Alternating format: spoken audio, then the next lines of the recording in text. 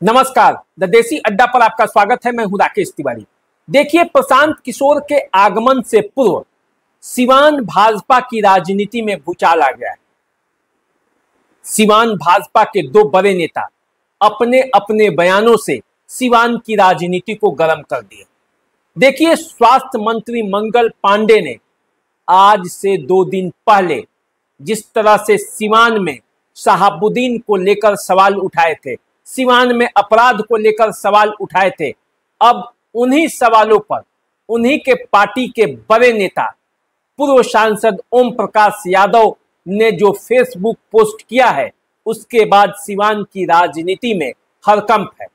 और ऐसा लगता है कि सिवान भाजपा जो है वो 2 खेमों में बट गई है।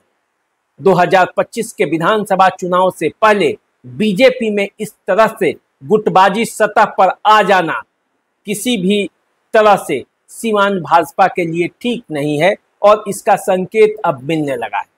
देखिए, प्रशांत किशोर सिवान आने वाले और उससे ठीक पहले ओम प्रकाश यादव का ये बयान क्या कोई सिवान की राजनीति में सियासत की नई कहानी लिखने वाला है या क्या मामला है? देखिए, सबसे पहले आप स्वास्थ्य मंत्री मंगल पांडे का वो बयान सुन लीजिए, जो बयान उन्होंने पत्रकारों से प्रेस कॉन्फ्रेंस के दौरान दिया था, जब उनसे ये पूछा गया था कि अपराध बढ़ रहा है, अपराध पर नियंत्रण के लिए क्या सरकार कोशिश कर रही है।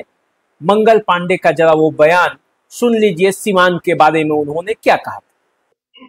मेरे से प्रश्न करने के पहले 1993 से लेकर 2005 तक के सिवान के इतिहास के पन्नों को पलट के पढ़ लीजिए, और यदि पढ़ लीजिएगा तो बहुत साफ तौर पे आ जाएगा। सिवान, आप रेलवे स्टेशन से 6 बजे शाम के बाद निकलते थे, आप निकलते थे 6 बजे शाम के बाद? नहीं निकलते थे। मैं गवाह हूं उसका।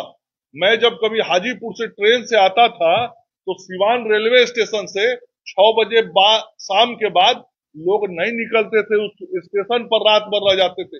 उस जमाने से यहाँ आए हैं। दूसरा सुनिए, ये वही सिवान है जहाँ अपराधी खुलेआम घूमते थे हथियार लेके और राजनेताओं के घर में रहते थे। ये सिवान की जनता जानती है। बच्चा सुन लीजिए मेरी बात को, आप बातें नहीं सुने, आप मेरा बातें नहीं सुनिएगा, आप मेरा बात नहीं सुनिएगा, इसलिए कि आप कुछ प्रश्न सोच के आए हैं, तो आप मेरा बात तो सुनिए। यही सिवान की धरती पर राजनेताओं के घर के, जो उस समय के राजनेता माने जाते थे, जो सत्ताधारी दल के नेता माने जाते थे, उनके घरों में अपराधी रहते थे। पुलिस कार्रवाई करती थी, अपराधी भागते थे, पकड़े जाते थे। ये वही सिवान की धरती है। आज नीतीश कुमार जी के राज में सिवान की धरती पर कानून का राज है। यदि कोई गलती से भी अपराध करने की हिमाकत करता है तो शासन, प्रशासन और पुलिस कार्रवाई करती है, और कोई नेता किसी अपराधी को नहीं बचाता है, और किसी नेता के घर पे कोई अपराधी नहीं रहता है।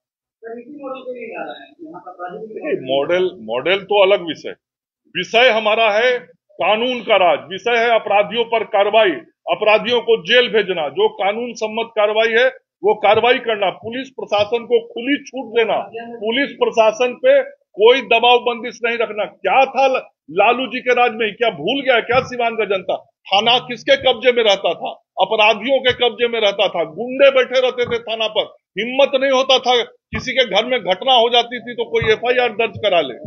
आज सिवान में यदि कोई घटना घटती है तो कार्रवाई होता है, अपराधी पकड़े जाते हैं, कानूनी कार्रवाई की जाती है, पुलिस को खुली छूट होती है। ये है परिवर्तन, ये है कानून का राज। अब मंगल पांडे का ये बयान आया और मंगल पांडे के इस बयान ने सिवान की राजनीति को गर्म किया।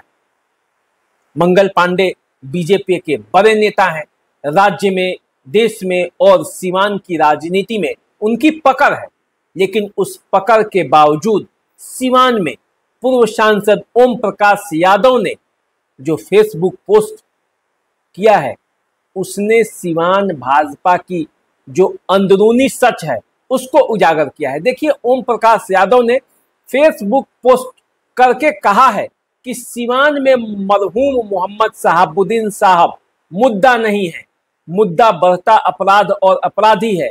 उस पर प्रेस वार्ता में नियंत्रण और लगाम कैसे लगे, वह सिवान की जनता के लिए महत्वपूर्ण है।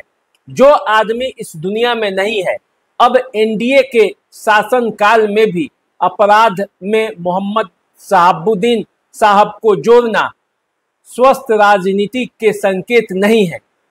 अगर यही प्रेस वार्ता 2004 से जीवित रहते किया जाता तो हम समर्थन देते।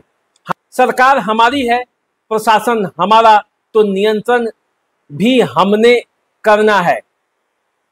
जो इस दुनिया में नहीं है उसके नाम लेने से अपराध थोड़े ही रुकेगा। ओम प्रकाश यादव ने फेसबुक पोस्ट के माध्यम से ये बातें बताई हैं। अब देखिए, जो बयान उन्हीं के सरकार के मंत्री और सिवान जिले के बड़े कद्दावर नेता मंगल पांडे ने कहा, उसी बयान पर ओम प्रकाश यादव का ठीक विपरीत बयान आना क्या सिवान भाजपा के अंदर कुछ कुछ चल रहा है, इसका संकेत है? क्या 2025 के विधानसभा चुनाव में जो टिकट की लड़ाई थी, वो जो चल रही थी अंदर अंदर, अब वो सामने आ गई है? क्या ओम प्रकाश यादव और मंगल पांडे दोनों एक दूसरे के विरोधी खेमा में शामिल हो गए हैं? ये सवाल है और इस सवाल का जवाब सिवान की जनता के साथ साथ एनडीए के कार्यकर्ता और भाजपा के कार्यकर्ता भी चाहते हैं।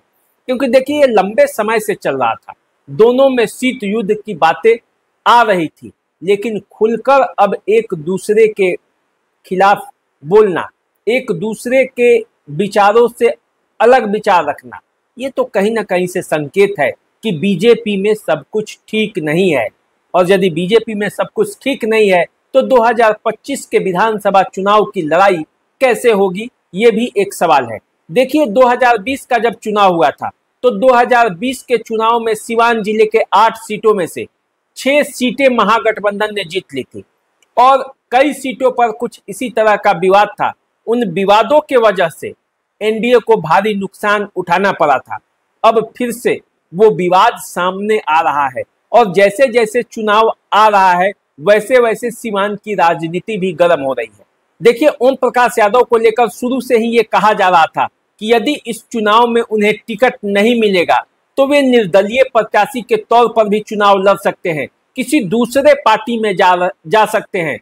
ओम प्रकाश यादव पिछले दिनों जाकर जनसुराज के जो बड़े नेता हैं प्रशांत किशोर से भी मुलाकात की थी। हालांकि उस मुलाकात को अनौपचारिक मुलाकात बताया गया, लेकिन प्रशांत किशोर से ओम प्रकाश यादव की मिलने की चर्चा खूब हुई थी। अब जबकि प्रशांत किशोर सिवान आने वाले हैं और उसके ठीक पहले ओम प्रकाश यादव का इस तरह का बयान जो आ रहा है, वो क्या सिवान की सियासत में कोई नया खेल करने वाला है? सबसे बड़ा सवाल ये भी है और सवाल ये भी है कि ओम प्रकाश यादव को क्या अब ये लग रहा है कि सिवान से जिस टिकट की उन्होंने दावेदारी बीजेपी से की थी वो टिकट उन्हें नहीं मिलने जा रहा और इसलिए ओम प्रकाश यादव नए पैतरा ले रहे हैं। क्योंकि ओम प्रकाश यादव ही वो शख्स है जिन्होंने मोहम्मद शहाबुद्दीन के खिलाफ लंबी लड़ाई लड़ी थी, लेकिन उनका भी ये कहना सही है कि अब जब वो नहीं है तो नहीं है, तो उसके बाद उनके नाम पर आखिर राजनीति कब तक होगी? क्योंकि सिवान में अपराध का ग्राफ तो निश्चित रूप से बढ़ा है और जब से इधर कुछ दिनों से जब से चुनाव नजदीक आया है, न जाने क्यों सिवान में आपराधिक गतिविधियां बढ़ गई है। मलमलिया ट्रिपल मर्डर कांड हो या सिवान अस्पताल के मेन गेट पर एम्बुलेंस संचालक को गोली मारने की घटना हो, बरहरिया के एक गांव के एक युवक को वीटू मॉल से ले जाकर सड़क पर मारने की घटना हो, बगौरा में लूटकांड हो या कई अन्य घटनाएं, इन घटनाओं ने सिवान में अपराध के ग्राफ को बढ़ाया है और इसीलिए चिंता अपराध को लेकर सभी को है और इन आपराधिक गतिविधियों को दूर करने के लिए सरकार को ठोस कदम तो उठाना ही पड़ेगा और ये सवाल ओम प्रकाश यादव उठाते रहे हैं। देखिए, ओम प्रकाश यादव शुरू से ही अपराध और अपराधी के खिलाफ रहे हैं। लोजपा में जब रईस खान का मिलन हुआ तब भी ओम प्रकाश यादव ने अपराध और अपराधी के खिलाफ आवाज उठाया था और उन्होंने कहा था कि बीजेपी और एनडीए जो है वो क्या अब अपराधियों का अड्डा बन जाएगी, क्या उन्हें ही अब मौका दिया जाएगा? तो इस तरह से आप देखेंगे तो ओम प्रकाश यादव अब सिवान की राजनीति में खुलकर बोलने लगे हैं। फिर से 2025 के चुनाव के पहले एक बार फिर से वो अपनी नई राजनीतिक पिच तो कहीं तैयार नहीं कर रहे हैं, इसका तो कोई संकेत नहीं है। अब इस बात की चर्चा होने लगी है क्योंकि जब एक पार्टी में रहकर ओम प्रकाश यादव इस तरह से अपने बड़े नेता के खिलाफ बोलते हुए नजर आएंगे तो क्या उन्हें सिवान से टिकट मिलेगा, इस बात पर भी संशय है। तो देखिए आगे क्या होता है, सिवान की राजनीति में कौन कौन सा मोड़ आता है। जैसे ही कुछ होगा हम आपको बताएंगे। अभी दीजिए इजाजत, नमस्कार।